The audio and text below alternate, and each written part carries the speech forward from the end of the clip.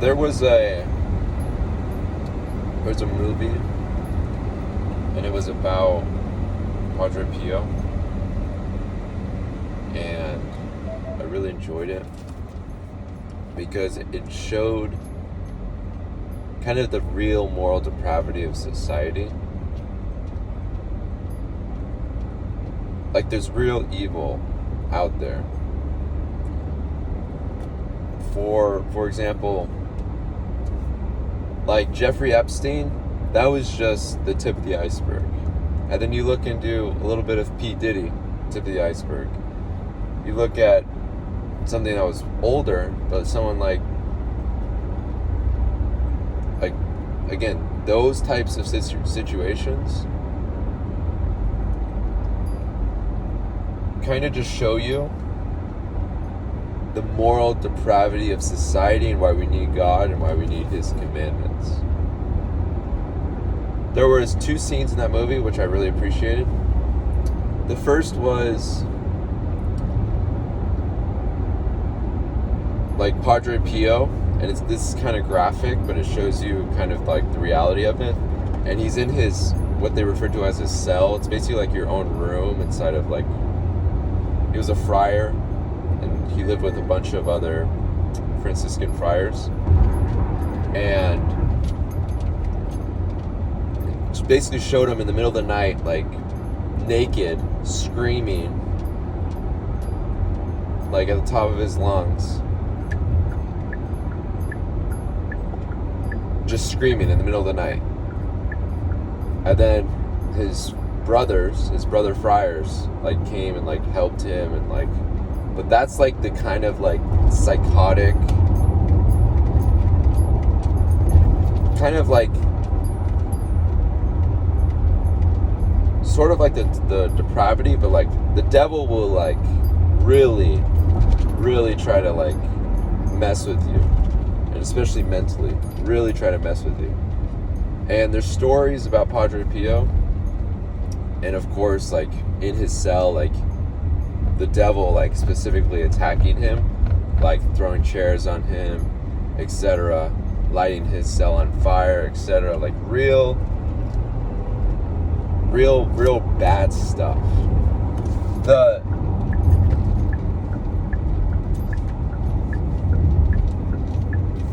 That was the first scene, and it kind of shows you like the reality of it. The second scene was more on the pedophilia question, and there's like real evil out there, real evil. And this guy, Padre Pio, is doing confessions, and this guy comes in,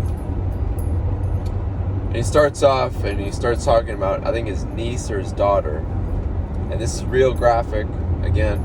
But like, this is like the real moral depravity of society. He talks about his daughter looked good to him. And then Padre Pio cuts him off and basically tells him to like say Christ is Lord. Like over and over again. Say Christ is Lord. Like say Christ is Lord. Because demons, they hate it.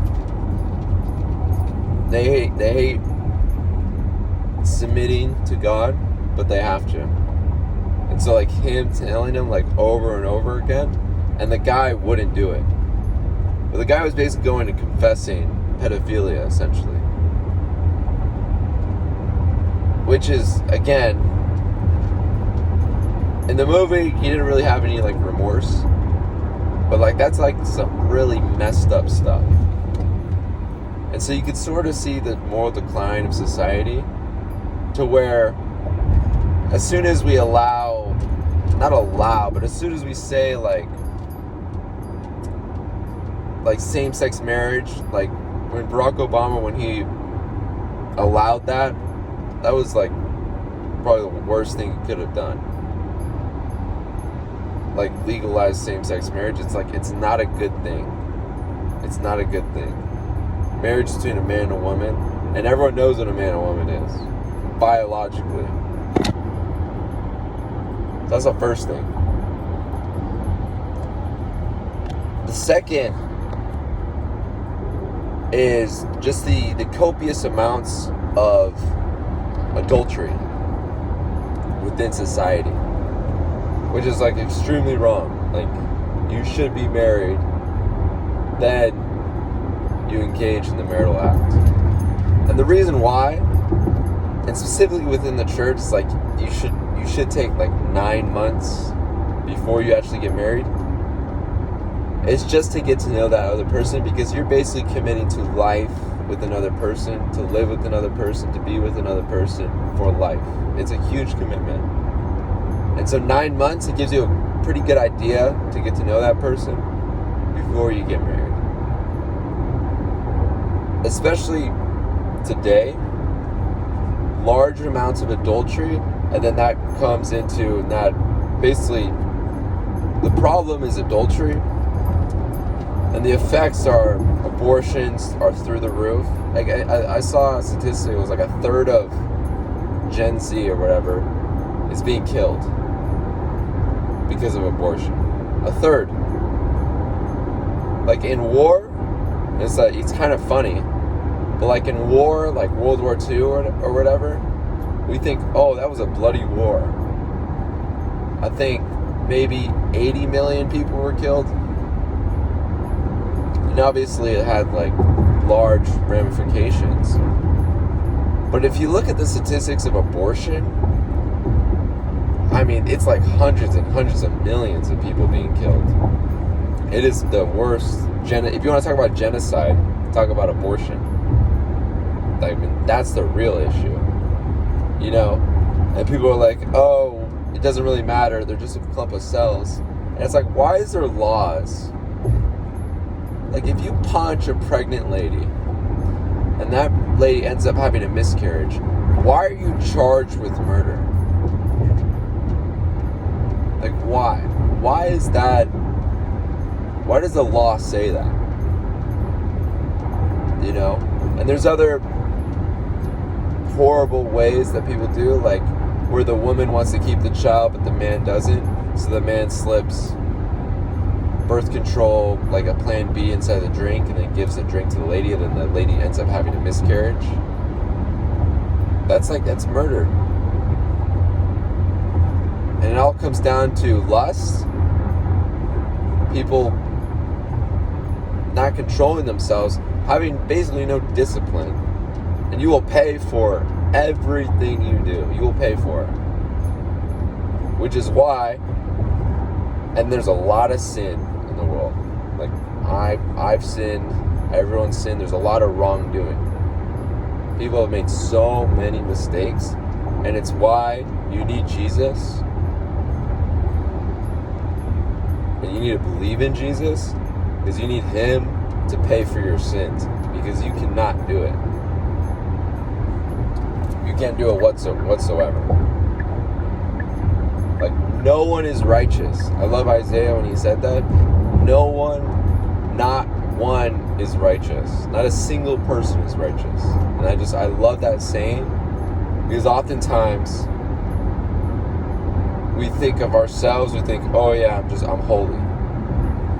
It's like, you could be, most of the time you're not.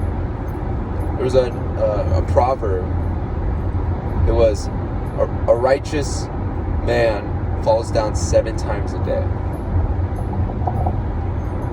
7 times. So just think about that. 7 times, every day you sin 7 times. And then if you multiply that by a week, that's 21 times you've sinned. And then a month, 21 times 4. That's 84 times in a month. And that's a righteous person. 84 times a month you've sinned. You have 84 sins a month. And that's a righteous person. You think about the unrighteous. You think about the godless. You think about the people who don't follow the commandments. Don't follow what Jesus said. You can only think about, again, some of them are righteous without Jesus, because they follow their conscience. Because there are righteous people without Jesus, of course. There's a lot more unrighteous people that do not follow Jesus' teachings. And so it's a big problem. Big problem.